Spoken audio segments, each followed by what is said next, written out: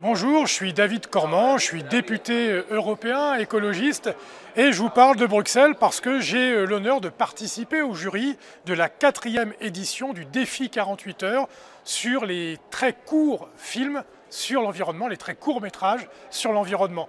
Ça aura lieu au mois de juin à Tours, une ville chère à mon cœur en France.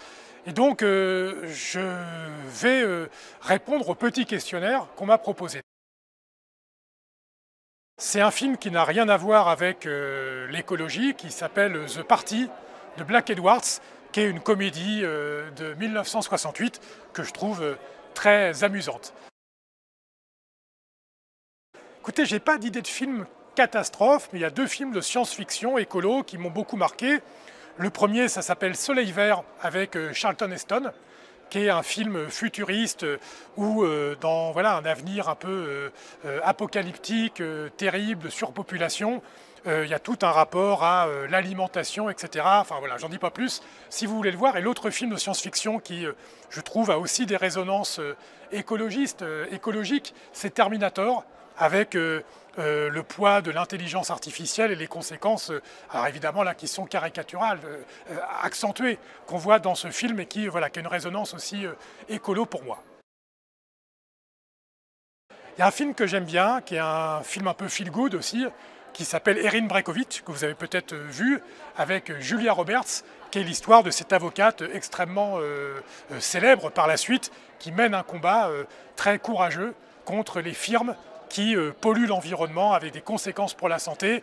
C'est à la fois voilà, un film où il y a aussi des moments de comédie que, si vous ne l'avez pas vu, je vous invite à voir.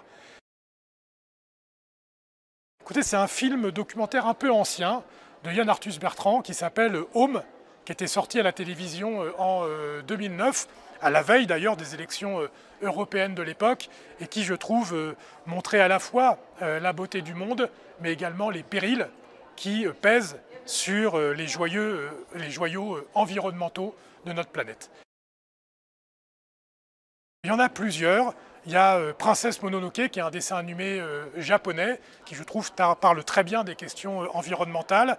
Il y a Wall-E, c'est là aussi un film d'animation américain, je pense que c'est Pixar qui avait fait ça, sur l'histoire d'un petit robot qui a la charge de nettoyer la planète une fois que l'humanité a dû l'abandonner à cause des pollutions, de la multiplication des déchets. Et puis il y a un grand film, je trouve aussi, qui a évidemment une résonance écologique de plus en plus prégnante, qui s'appelle Avatar. C'est un film à très grand budget, à très grand succès, mais qui sensibilise, je crois, aussi beaucoup à l'écologie.